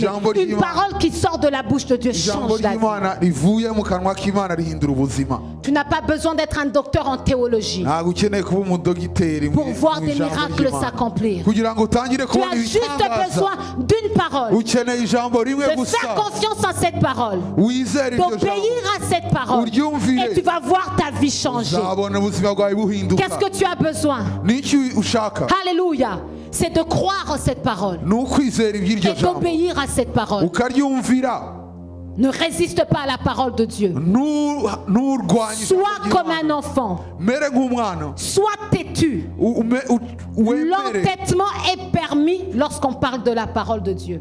iyo turi kuvuga ijambo ry'imana ni ukumvira Dans nos vies, nous avons des gens têtus. Mu buzima bwacu abantu bari têtu basi imitwe igumye bafunga umutwe. Yes. mu buzima hari abana bafunga umutwe Là où il a mis, là où il a dit que c'est comme ça, yavuze ngo ni ahangaha tu ne peux pas changer. ntago bihinduka Dieu navuze umutwe wanje wagumiye aho nyene, donc ça ne change pas. Bien aimé, bene data ça c'est de la folie. ubwo ni ubusazi Mais le seul endroit ariko ahantu ou hamwe bien la seule situation ikintu kimwe cyonyine dans laquelle nous est permis twemerewe d'être têtu, gufungira d'être têtu, gufungira umutwe d'être têtu. gufungiraho La umutwe situation vient, elle te parle. Elle te dit change ta vie. bikavuga ngo hindura Dieu kuba t'a ibi. oublié. imana yarakwibagiwe Reste têtu. ariko fungira Tiens-toi sur la parole. ifungire ku ijambo Tiens-toi sur ce ry'imana que Dieu t'a dit. fungira umutwe ku Et tu kimana vas voir yavuze la gloire de Dieu dans ta vie. uzabona ubwiza bw'imana mu buzima bwawe Quand ils sont allés dire à Jésus que Lazare était mort, igihe babwiye yesu ngo lazaro yapfuye la Bible dit ne s'est même pas pressé pour y aller. nta nubwo yihuse cyane ngo ajyeyo Il a combattu, il a juste déclaré une parole dans l'atmosphère. yaratuye ijambo gusa Il a dit Lazare dort. aravuga ngo lazaro arasinziriye Alléluia. haleluya Juste cette parole. iryo jambo Et ryonyine les autres étaient là inquiets. abandi Bon, ils ont baratanga dit, bon, c'est fini pour notre ami Lazare, malheureusement. ati lazaro inshuti yacu Mais byarangiye Jésus avait dit, ariko yesu yari yamaze kuvuga ati Lazare dort. lazaro arasinziriye Alors, que ce soit le premier jour, haba umunsi wa que ce mbere soit le deuxième jour, waba uwa kabiri que ce soit le troisième jour, waba n'uwa que ce gatatu soit le quatrième jour. waba n'uwa Parce kane que Jésus avait dit que Lazare dort. kuko yesu yari yavuze yuko lazaro asinziriye Non, vous n'êtes même pas là. ntago muri hano Vous n'êtes pas là. ntago muri hano Vous n'êtes pas là. ntimuri hano. Jésus a dit Lazare dort.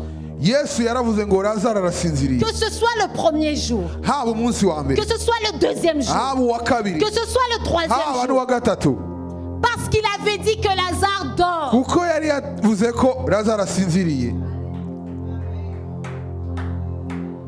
Ntabwo mwabyumvise amashyi inayafeke. Ntabyo mwumvise.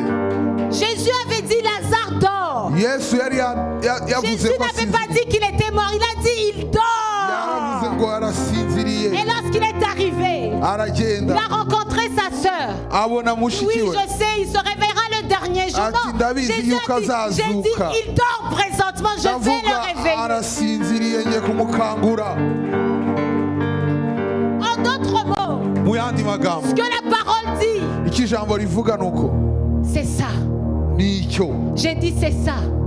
Icyo mvuze J'ai dit nicyo. c'est ça. Nabivuze Alors nuko c'est pour bimeze. cela qu'avec la parole de Dieu, Niyo mpamvu hamwe n'ijambo je ry'Imana peux être têtu. ngomba Le kufungira médecin umutwe. peut me dire lâche, mais moi je dis je ne lâche Umuganga pas. arashobora Parce kumbwira que ati Dieu ibyo m'a nkubwira donné une nibyo, parole. ariko nkafungira umutwe ku by'ijambo ry'Imana ryavuze. Alléluia. Alléluia. La situation de ma vie peut me dire lâche, laisse tomber. Ibibazo mu buzima bwanjye Moi birashobora je dis mais kumbwira ati non. byibagirwe La parole byaragiye. de Dieu Ariko qui nkavuga m'a nti été oya, donnée. ijambo ry'Imana ryaje ryambwiye ngo Crois. izera Je vais voir la gloire de Dieu. ndabona ubwiza Alors bw'Imana. je ne lâche pas. Rero sindi Je burekure, garde la parole. nakiriye Je la garde ijambo près dans mon cœur. riri mu Je mutima la wanjye. mange. Je Ndarirya, la bois. ndarinywa, Je la médite. Je ndaritekereza, me réveille. n'ibyo Je déclare ngushyiramo, la parole. Ce que ndaryatura, Dieu dit sur ma vie. ibyatuwe Ce que ku Dieu buzima dit bwanjye, sur ma ibyo situation. Imana ivuga ku Ce que buzima Dieu bwanjye, dit sur mes enfants. Imana Ce ivuga que ku bana Dieu banjye, dit sur l'église. ibyo Imana ivuga C'est ku ça que itorero, je vais libérer. ibyo C'est ça que natuye, je veux déclarer. ibyo Parce que natuye, je sais que la parole kuko de nzi Dieu, yuko ari ijambo elle est ry'Imana, efficace. ko ari Elle ne ukuri, vient jamais pour rien. ko ritazira ubusa, Elle doit produire du fruit. rigomba gukora ibimenyetso. Alléluia. Haleluya. J'ai juste besoin d'une parole au fait. Nkeneye ijambo rimwe gusa ubundi. J'ai juste besoin d'une parole. Nkeneye rimwe gusa. T'es à ton voisin, t'as juste besoin d'une parole. Bwira mugenzi wawe ngo ukeneye rimwe gusa. Ben, tu n'as même pas besoin de 1000 versets, t'as juste besoin d'une parole. Ukeneye rimwe gusa ntukeneye T'as byinshi juste cyane. besoin d'une parole. Rimwe ryonyine. Ne trouvez-vous pas étrange Ntago mutangara ko qu'il y a des gens, hari abantu, en tout cas il y a des gens qui savent saisir les opportunités. hari abantu bazi gukoresha amahirwe mu buzima. Il y a des gens qui savent saisir les opportunités. Hari abantu bazi gukoresha amahirwe. La femme à la perte de sang, Wa mudamu wavaga amaraso elle a brisé tous les protocoles yakuyeho gahunda yose parce qu'elle avait compris kuko yari yatahuye ko que le sacrificateur, ko umutambyi mukuru même dans la robe du sacrificateur, ko no ku mais mwenda l'huile tombe, w'umutambyi l'huile tombe, l'huile tombe et arrive partout. ko amavuta atemba akagenda agera no ku musozo w'umwenda Alors c'est we. pour cela qu'elle elle a dit, Niyo mpamvu yavuze ngo je vais juste me frayer un petit chemin. ndaza gusa Je vais juste gucengera toucher à la robe, ninkora ku mwenda we gusa juste au pan de sa robe, nkawukoraho gato et je vais bien. ndahita nkira. Pourtant, il y avait des gens qui étaient autour de Jésus. Kandi ubwo hari abantu benshi bari iruhande rwa Yesu. Dis, tu sais, cette question, c'est simple. Dis à ton voisin, c'est simple. Bwira mugenzi wawe ngo icyo kibazo cyawe ni gitoya cyane, C'est simple. gito cyane. Alléluia. Haleluya. C'est pour les chap-chap. Ni ku bantu bihuta cyane. Il y a des gens qui comprennent rapidement. Hari abantu bumva vuba, Les autres sont toujours là à contempler. mu gihe abandi bakirimo kubyiyumviraho. Elle a compris rapidement. We aba yamaze kubishakira, Elle est partie. we yahise agenda. N'oubliez pas qu'elle a brisé un protocole. Ntimwibagirwe ko Elle yakuyeho n'était gahunda. pas supposée aller là où il y avait Nta les gens nubwo parce qu'elle avait ses yagombaga no règles. kujya ahantu hari abantu kuko yavaga Mais elle a dit, amaraso. ok, écoutez, je vais faire ça rapidement. Ngiye kubikora nihuta, Je vais faire ça rapidement. ngiye kubikora nihuta. Depuis de toutes les façons, uko bimeze kose dès que je l'aurai touché, nimara kumukoraho je serai guéri. ndabona amaze gukira. C'est-à-dire que je serai éligible à être avec les autres. Barahita basanga nta Alléluia. kibazo. Alléluia. Alléluia. Elle est juste partie en courant. Arirukanka Elle a touché. amukoraho Elle a reçu son miracle. ahita akira. Alléluia. Haleluya. Ah, une parole. ijambo rimwe gusa J'ai juste besoin d'une parole. ijambo rimwe gusa Tu es ici et tu penses à ta famille, tu penses que c'est compliqué. uri hano urimo uratekereza umuryango wawe ukibwira ko bikomeye cyane Mais tu as juste besoin d'une parole. ariko ukeneye ijambo rimwe Tu gusa parles, tu penses à ta carrière, tu penses à ton avenir et tu penses que c'est compliqué. uratekereza ahazoza hawe akazi kawe ukibwira ko ari ibibazo bikomeye Alors qu'il faut, c'est juste une question d'une parole. ariko ari ikibazo cy'ijambo rimwe gusa Une parole. rimwe gusa Dieu a dit, il Imana est écrit, iravuze ngo Alléluia, il biranditswe est ngo écrit. biranditswe ngo Vous savez, nous vivons dans un pays tuba mu gihugu où nous sommes attaqués beaucoup par les inquiétudes. aho duterwa n'ibiduhangayikisha byinshi cyane Il y a beaucoup d'inquiétudes dans l'atmosphère. hano mu kirere hari ibintu biba C'est bihangayikishije pour ça abantu qu'il y byinshi a beaucoup cyane de dépression, niyo mpamvu abantu beaucoup baba d'anxiété. bahangayitse Parce abantu bihebye que dans ce territoire, kuko muri kano gace spirituellement parlant, mu buryo le bw'umwuka diable attaque beaucoup par les inquiétudes, les inquiétudes. satani atera abantu ibintu byo C'est pour guhangayika cela cyane même quelqu'un est là. niyo mpamvu umuntu ashobora Il kuba ari a hano tout. afite Il byose a la nourriture dans son frigo. afite ibyo kurya muri firigo Il a un toit. afite Mais il inzu est yo inquiet. kubamo ariko arongera agahangayika C'est le territoire. ni ikirere C'est le territoire. ni ikirere C'est le territoire. ni ikirere Je suis stressé. ndahangayitse Mais si tu penses bien, tu n'as pas de raison à être stressé. ariko ushishoze ntacyo kuguhangayikisha Mais c'est gihari le climat spirituel dans lequel nous sommes. ariko ni ikirere urimo Bien-aimés, bene data ce genre de combat, izo ntambara nk'izo ne sont vaincus que par le relâchement de la parole de Dieu. nta kindi kibisinda usibye ijambo Alléluia. rimanuwe ryo Déclarons la parole de Dieu. atura ijambo ry'imana Déclare la parole de Dieu. atura ijambo ry'imana Dis la parole de Dieu. vuga ijambo ry'imana Dans ta maison, mu nzu tu yawe n'as pas besoin de dire beaucoup. ntabwo ukeneye kuvuga Juste byinshi une parole de Dieu. vuga ijambo Juste une parole de Dieu. ijambo Juste une parole de ijambo Dieu. ry'imana Juste une parole de Dieu. ijambo ry'imana gusa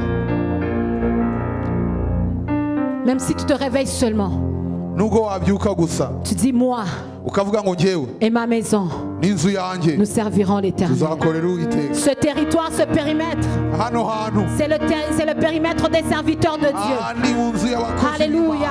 Tu regardes ton enfant, ukareba abana même bawe quand il est en train de faire des folies. yaba ari Tu dis, ah, tu es un serviteur de Dieu malgré ça. Alléluia, même si c'est ton mari qui est en train de faire du n'importe quoi, tu vas dire, tu es un serviteur de Dieu. Parce que la parole de Dieu dit, c'est moi et ma maison. Moi et ma maison, nous serons sauvés. Moi et ma maison, nous servirons Dieu. Alléluia, tu es fou dans le Seigneur. Tu es fou dans le Seigneur. Tu regardes, alléluia, tous les gens de ta maison. Et tu dis, tu es un serviteur. Tu es un serviteur. Tes enfants vont à l'église, ne vont pas à l'église. Tu vas dire, tu es un serviteur. Parce qu'il est écrit que c'est moi et ma maison. Je ne vous laisse pas en arrière. Je ne vous laisserai pas tomber. C'est moi et ma maison. C'est moi et ma maison. Alléluia. Likate seta. Alléluia.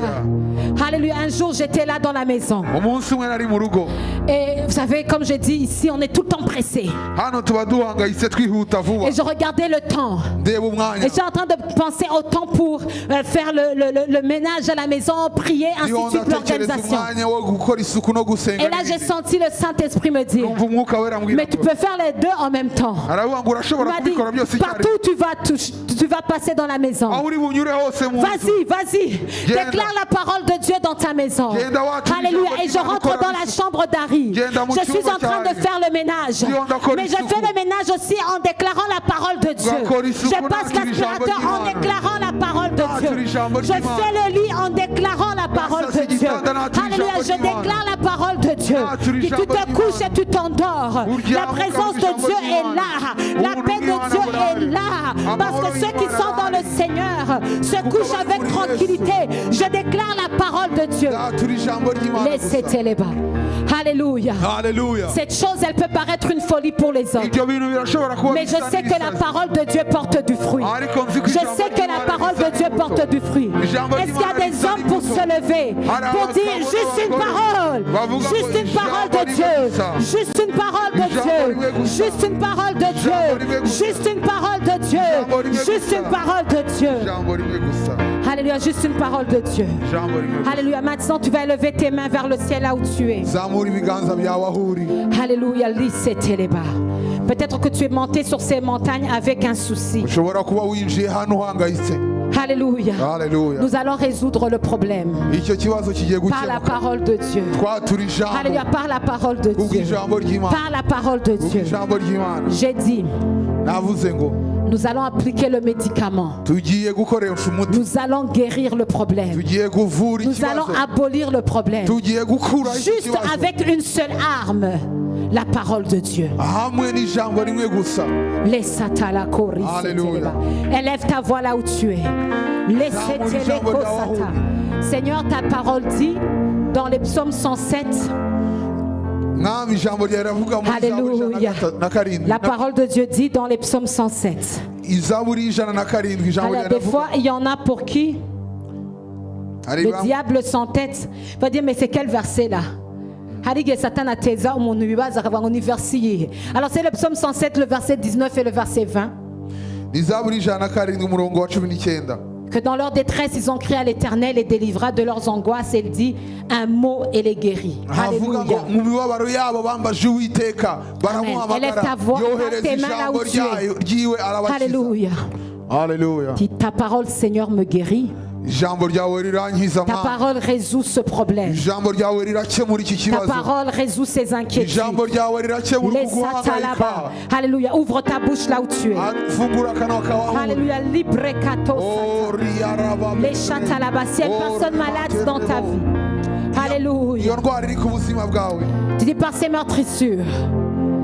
Alléluia. Il a porté nos maladies. yikoreye indwara zawe. Alléluia. Je suis guéri parce qu'il a porté mes maladies. namaze gukira kuko yikoreye Alléluia. indwara Je zanjye. suis guéri parce qu'il a porté mes maladies. namaze gukira kuko Il a yikoreye porté indwara mes zanjye. infirmités. yikoreye imizigo J'envoie yawe. cette parole. Je l'envoie en Europe. nohereza iri Je jambo l'envoie en Afrique. ryohereje muri Afurika Alléluia. Que cette parole kugira ngo iri jambo touche ma tante malade. ikore Touche les caissettes, les bas, mon oncle malade. kuri J'applique cette parole. Alléluia. Sur la vie de mon cousin. Laissez les bas. J'envoie cette parole aux États-Unis. J'envoie cette parole dans les Caraïbes. J'envoie cette parole dans les nations. Likete satalaba. Lebreketo satalaba chete. Alléluia. Les sandalaba kosete. Alléluia. Lichete le kosata. Alléluia. Libreba satakate sete. Reçois la parole de Dieu. Reçois la parole de Dieu. Applique-la sur les situations. Les presatalaba. Les kesete. La chatalaba. Les kesandalaba. Les prebakosete. Les chatalaba. Les prebandoso. Les keteleba. La bachata. Les seteleba. Les prekosata. Les basatele. Les ketesatalaba. Par ta parole, Seigneur, qui dit. Par ta parole qui dit. Par ta parole qui dit. Que tu as porté nos maladies. Je déclare aujourd'hui, au nom de Jésus-Christ, Alléluia, le diabète est anéanti, l'hypertension est anéantie, toute forme de maladie, toute forme d'infirmité, nul est sans effet, nul est sans effet, à cause de ta parole, à cause de ta parole. Tu as dit, Seigneur, tu as porté nos maladies. Ce matin, je reçois la guérison. Je reçois la guérison, Seigneur, pour ce frère. Je reçois la guérison. Les bressets et les bas. Je dis au cancer, le sang de Jésus est contre toi. Les bressets et les bas, le sang de Jésus est contre toi. Le sang de Jésus est contre toi. Le sang de Jésus est contre toi. Le sang de Jésus est contre toi.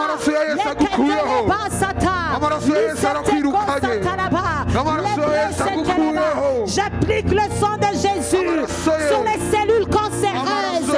Les kétés sata, les précédés, les katos sata, les présata, les kétés les bas, les kétés les précédés les bas, les kétés sata, les jetés les bas, le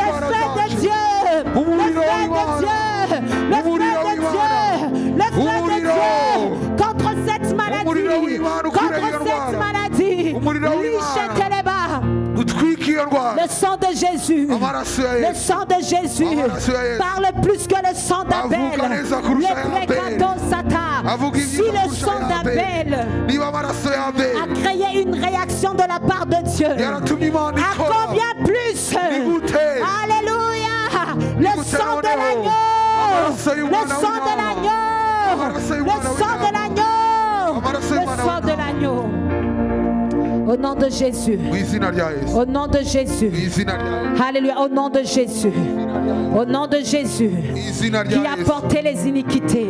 Au nom de Jésus. Il est écrit. Que quelqu'un dise il est écrit. Il est écrit, il est écrit. Il est écrit, il est écrit. Il est écrit, il est écrit. Biranditswe ngo. Les Satan. Il est écrit. Il est écrit. Alors nous recevons la guérison. Pour ses frères et sœurs, les Satalaba, nous recevons la guérison. Au nom de Jésus. Les Satalaba, il est écrit. Biranditse ngo. Il est écrit Biranditse ngo. que je serai la tête. Ko nzaba umutwe. Je ne serai pas la queue. Nazaba umurizo. Alléluia. Cette parole, Iri jambo. cette parole, Irino jambo. elle est évidente. N'ubuzima. Alléluia. Elle s'accomplit dans ma vie. Ribayeho mu buzima bwanjye. Alléluia. Je suis la tête. Ndi umutwe. Déclare par ta voix, je suis la tête. Niwature nona. Alléluia. Déclare avec force, je suis la tête. Atura ngo mbaye umutwe. Alléluia. Déclare que tes enfants sont la Bindutse tête. umutwe. Déclare que ton mari est la tête. Atura ko abana Déclare bawe que ta n'umugabo femme wawe est la ari umutwe. tête. Alléluia. Lebreko satalaba. Alléluia. Licheteleba. Atura Parce qu'il est écrit. Comme Il il a dit, est c'est quoi? écrit. Comme il a Je dit, puis c'est quoi? tout. Je puis tout. Alléluia. Par celui qui me fortifie. Ushobozwa byose n'uw'imbaraga. Lebreba seteleba. Oh. Qui agit en moi par la puissance qui Imbaraga agit en moi. zikorera muri Les jyewe. reseteko Kuko imbaraga satalaba. zikorera Je muri suis la jyewe. tête Ndi dans umutwe. ces situations. Muri Au iki travail, kibazo. je Mu marche. kazi. Je marche comme la tête. Ngiye Je kugenda me tiens nk'umutwe. comme la tête. Je Ndahagarara prends des nk'umutwe. décisions comme la tête. Mfashe icyemezo Non, je ne nk'umutwe. serai pas en bas. Que Ntabwo quelqu'un nzaba dise hasi. non, je ne serai pas en bas. Sinzongera kuba Que quelqu'un hasi. dise non, je ne serai pas en Sinzongera bas. kuba hasi. Non, je ne serai pas en bas. Sinzongera kuba Déclare-le fort. Non, je ne serai pas en Vuga ngo bas. sinzongera Non, je kuba ne serai hasi. pas en bas. Sinzongera kujya hasi. Recetez les bas. Là, c'était les bas. Alléluia. Il est écrit Biranditse ngo que la terre ko ubutaka foulera la plante de nos pieds. aho tuzakandagiza ikirenge Dieu nous cyacu la donne. Imana izahaduha. Alléluia. Les rasakato, c'était les bas. Non, c'est pas moi qui a dit, c'est la Bible qui Mu dit, yandi c'est la magambo parole de si Dieu. jyewe ubivuga ni ijambo Au nom de ryabivuze. Jésus-Christ. Mu izina rya Au Yesu. nom de Jésus-Christ. Mu izina rya Yesu. Le Québec m'appartient. Quebec ni yanjye. Le Canada m'appartient. Canada ni yanjye. Au nom de Mu Jésus-Christ. izina rya Je Yesu. prends mon passeport. Mfashe Au passport nom de yanjye. Jésus-Christ. Mu izina rya Yesu. Laissez les lois canadiennes fonctionnent en ma faveur. Bigiye gu- Oui, cette bagiye terre gukora m'appartient. ku bwanjye, ubutaka ni Cette ubwanjye. terre m'appartient. Ubutaka Cette Imana terre irabumpaye. m'appartient. Buno Les butaka Imana opportunités irabumpaye. viennent à moi. Parce que Amahirwe cette araje terre mu buzima m'appartient. bwanjye. Les brèches à là-bas. Kuko ubutaka ari ubwanjye. Tu as juste besoin d'une parole. Ukeneye ijambo rimwe Librekato gusa. satalaba. Ukeneye Les ijambo chants gusa. là-bas, c'était. Ukeneye rino jambo Lekete gusa. sata. Iri ni Licheteleba. gusa. Alléluia. Qu'un homme et une femme de foi disent. Alléluia. Cette terre m'appartient. Buno butaka Parce que ni j'y ai ubwanjye. posé mes pieds. Kuko nahakandagiye. Les rebasota sata. Haleluya. Je ne suis plus une victime des circonstances. Singira umuntu Je ne suis plus une victime des temps. singira Oh, c'était, mais cette terre w'igihe. m'appartient. Ubutaka ni ubwanjye. Cette terre appartient à mes enfants. Buno butaka ni Elle ubw'abana banjye. appartient à mes petits-enfants. N'ubw'abuzukuruza Des banjye. générations après moi. N'abazamumokaho Oui, bose. c'était les bas. Nous vivrons dans ce pays. Tuzaba muri kino gihugu. Alléluia, nous serons grands dans ce pays. Tuzaba abakuru muri Nous iki gihugu. serons riches dans ce pays. Nous sommes riches au nom de Jésus-Christ. Mes enfants posséderont les portes de leurs ennemis. Au nom de Jésus-Christ. This land belongs to us. Le nom de Jésus est glorifié dans ce pays. Le nom de Jésus est glorifié dans ce pays. Parce qu'il y a une église qui est ici. Parce qu'il y a une église qui est ici. Likato c'était. Haleluya. Alléluia, nous possédons ce pays Iki gihugu turagifite. d'un océan à l'autre, Kuva ku nyanja kugera ku yindi. d'un océan à l'autre. kuva ku nyanja kugera ku yindi. Nous recevons les idées. Twakiriye Nous recevons les stratégies. twakiriye uburyo bwo gukora. Alléluia, nous recevons la parole Twakiriye ijambo qui nous montre où passer. ritwereka aho dukwiriye kunyura. Alléluia, quelle porte Umuryango ouvrir dukwiriye gufungura pour marcher dans cette promesse. kugira ngo twinjire muri ayo Élève tes mains là masezerano. où tu es, reçois. Rambura ibiganza La byawe parole de Dieu est la vérité. Ijambo ry'Imana ni Les ukuri. brekato sata, Ijambo ry'Imana les ni ukuri. chandalabako sete, les breba chatalako sete. Alléluia, il est écrit. Là-bas c'était les katasa, les brabando soko chatalaba, li c'était les bas. Alléluia, cette terre m'appartient. buno butaka Elle ndabuhawe appartient à tous nos enfants, ni n'ubw'abana bacu, enfants biologiques. abana b'umubiri, Enfants spirituels, Abana b'umwuka. Riseteleba, la chakato, leseteleba. Cette terre nous appartient. ubu butaka Imana Leseteleba, irabuduhaye. savez-vous quoi, bien-aimés? Murazi bene data, Alléluia. Avant mbere que Israël ne se saisisse de la terre promise, mbere yuko abisiraheli baragwa, la Bible dit que Moïse a Igihugu envoyé cy'isezerano. des espions, biravuga ngo Mose yohereza abantu des gens qui sont gutata allés contourner la terre et regarder. bareba icyo gihugu cyose. Alléluia. Et dans les personnes qui ont été envoyées, les 12, Abagiye bari 12, Alléluia. Seuls 2 sont revenus avec un bon rapport. babiri bonyine nibo bazanye inkuru Alléluia. nziza. Rikato sata. Mais les autres, lorsqu'ils sont allés, ils ont regardé ce qu'ils ne devaient pas regarder. Abandi baragiye bareba ibyo Mais il y en a batagombaga d'autres qui ont kureba. regardé, Hari abandi barebye mais ils ont regardé avec la parole de Dieu. bareba mu Dieu ijambo, avait bafite dit que la ijambo. terre les appartenait. Imana yavuze ko ubwo butaka ari Alors ce ubwabo. matin, par la foi, Muri kino gitondo mu kwizera, Alléluia, tu vas, par la foi, kubwo kwizera toi aussi tu vas marcher. nawe ugiye Toi kugenda, tu vas marcher aussi. ugiye kugenda Alléluia, nawe tu vas marcher. ugiye kugenda. Likato c'était prophétiquement. Juste faire de petits pas. Tera intambwe Juste ntoya. faire de petits pas. Moi, j'aime comme ça vous dire de faire des actes prophétiques parce que je sais que c'est efficace. gukora ibikorwa by'igihano Les uko bikora.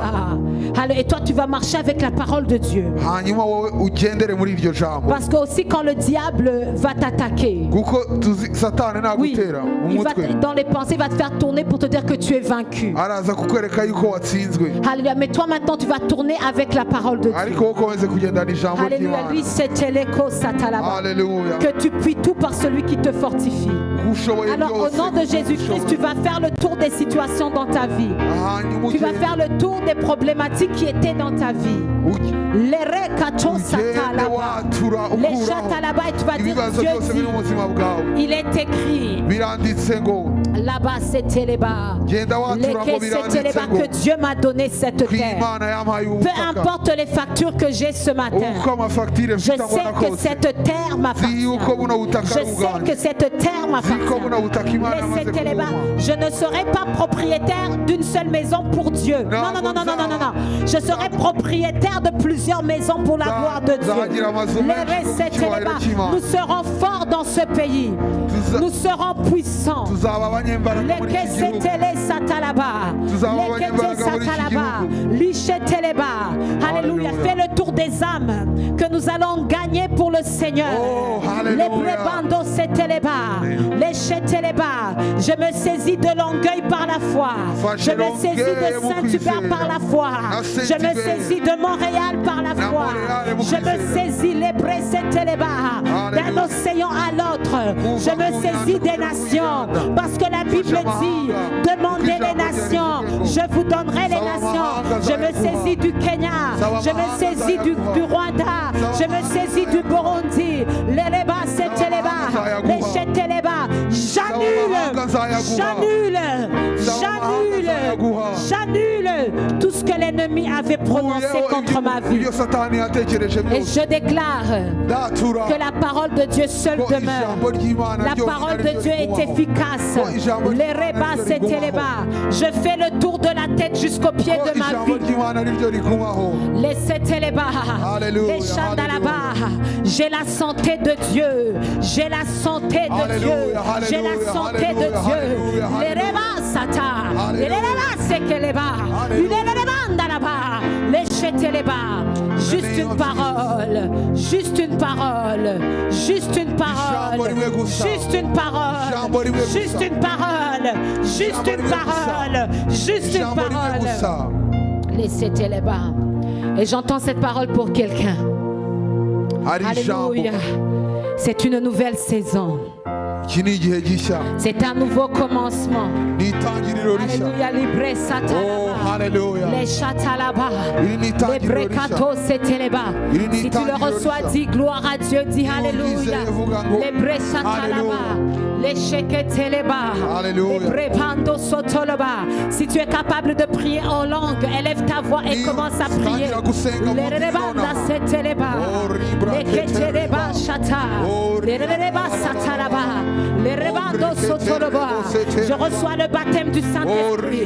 Pour ceux qui ne parlent pas en langue, les rebakato c'était, les chatalaba c'était. La parole de Dieu dit, ceux qui croiront, les réciteleba, parleront de nouvelles langues. Les rebosata, jeketeleba, les rebasata, les rebakate c'était. Parce qu'il est écrit, qu'ils parleront de nouvelles langues. Les rebato c'était. Élève les bachetés, les rebas sotolobo chatalaba, les keteleba sata, les kete sata, les kete sata, les kete sata, les kete sata, l'irabasata. Alléluia. Les chatalaba. Alléluia. Les brebando sotolobo. Alléluia. Les kete satalaba. Oh, alléluia. Les chandalaba sete. Alléluia. Les keteleba sata. Alléluia, Jéhovah. Alléluia. Une parole. Ijambo rimwe gusa. Une parole. Ijambo rimwe gusa. Parole. Ijambo Une parole. rimwe gusa. Une parole. Ijambo rimwe Une gusa. parole. Ijambo rimwe Une gusa. parole. Ijambo rimwe Une gusa. parole. Que quelqu'un dise une parole. Vuga ngo ijambo rimwe gusa. Les KTCT. Ijambo rimwe gusa. Nous nous soumettons à ta parole. Nous nous soumettons à ta parole. Duciye bugufi mu ijambo ryawe. Nous acceptons ta parole. Twakiriye ijambo Nous ryawe. recevons ta parole. Nous nous assujettissons face à cette parole. Je me courbe face à ta parole. Je m'abandonne Duciye face bugufi à ta munsi parole. y'ijambo ryawe. Alléluia, ta parole est la vérité. Ijambo ryawe ni ukuri. Ta parole est une lampe à mes pieds. Ijambo ryawe ni Ta parole itabaza. est un guide. Ijambo ryawe ni umuyobozi. Ta parole guérit. Ijambo ryawe rirakiza. Ta parole délivre. Ijambo ryawe Tu rirabohora. envoies ta parole Iwohereza ijambo et ta ryawe. parole guérit. Ijambo ryawe rirakiza. Moi-même qui ai prêché, Seigneur, ce matin. Nanjye wigishije iri jambo. Alléluia, je me soumets Ciye bugufi à cette parole kuri iryo jambo. qui dit qu'une parole Ko ijambo ryawe change, rihindura. transforme, délivre, Rihindura kandi propulse. rikabohora. Et au nom de Jésus-Christ, Mu izina rya Yesu. je déclare que Ndatuye cette parole ko iri jambo s'accomplit ryuzura maintenant même dans ma vie. nonaha mu buzima Les bwanjye. portes qui étaient fermées Ko imiryango yari ifunze ce matin muri iki gitondo s'ouvrent à ifungutse cause de ta parole. Laissez-te kate Kuko ijambo sata. ryawe. Lebre sata la seteleba. Oh, À cause kuko de ta ijambo ryawe, parole. kuko ijambo Est-ce que ryawe. quelqu'un peut acclamer le Seigneur pour sa parole? ijambo ryawe. Alléluia. La Haleluya. parole. Ijambo ryawe. Avant de quitter ici devant, tu vas élever ta main vers le ciel. Rambura ikiganza cyawe hejuru. La parole de Dieu dit tout don excellent, tout présent parfait vient d'en haut.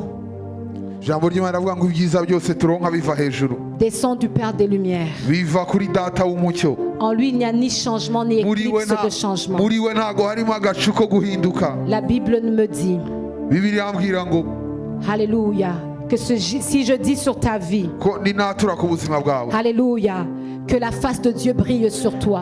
Ko mu maso Imana Uwiteka kumurikishirize mu maso hiwe. Ainsi, Kandi cela va opérer dans ta vie. bizaba biraba mu buzima bwawe. C'est ainsi que l'Éternel a déclaré aux sacrificateurs Niko Uwiteka yabwiye de abatanga prononcer la bénédiction guhesha sur umugisha les enfants d'Israël. abana ba Isirayeli. Au nom puissant de Jésus. Mu izina rikomeye rya Yesu. Que la face de Dieu mu maso Que h'uwiteka la face de Dieu, uwiteka que la face kumurikishirize de mu maso he Dieu brille sur toi, uwiteka qu'il kumurikishirize te mu donne la maso he paix, aguha qu'il amahoro te donne la croissance, aguhe kwaguka qu'il te donne la richesse. aguhe ubutunzi Là où tu t'attendais de voir Dieu, aho wari utegereje kubona je ukuboko déclare kw'Imana au nom puissant de Jésus-Christ datura ukuboko que cela s'accomplit maintenant. ngo nibikunde mu izina Au nom de Jésus-Christ. Au nom de Jésus-Christ. Je te vois régner. ndakubona Je te vois briller. ndakubona Je te vois aller loin pour Dieu. ndakubona Je ujya te kure vois faire de grands exploits pour le royaume de Dieu. Je déclare la bénédiction de Dieu sur ta vie. Alléluia. Au nom de Jésus-Christ. Amen. Alléluia.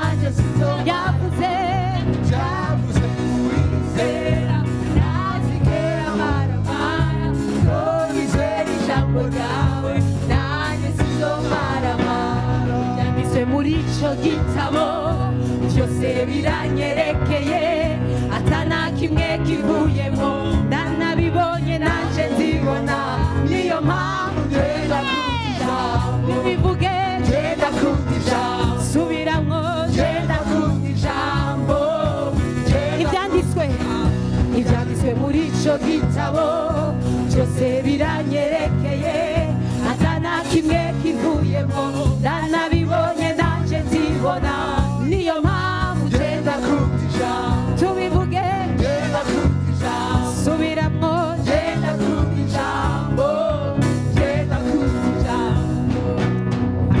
Alléluia. Amen. Alléluia. Alléluia. Amen. Alléluia. Amen. Gloire à Dieu. Amen. Nous remercions Dieu pour ce bon moment que nous venons de passer dans sa présence. Alléluia, je vous souhaite tous un bon dimanche et juste un rappel pour ceux et celles qui veulent s'inscrire pour le baptême. Nous aurons un baptême ici au mois de février. Kubifuza kwiyandikisha ku mubatizo, hari umubatizo uhari mu kwa kabiri. Alors si vous voulez vous inscrire, vous pouvez venir me voir. Ça va me faire un grand plaisir. Donc venez me voir pour toutes ceux et celles qui veulent s'inscrire pour le baptême. Alléluia. Sur ce, bon dimanche à vous tous. Que la gloire, que la main de Dieu soit sur vos vies cette semaine. Au nom de Jésus-Christ, je vous souhaite tous une semaine de victoire, une semaine bénie au nom de Jésus-Christ. Marchons dans cette parole de Dieu. Amen.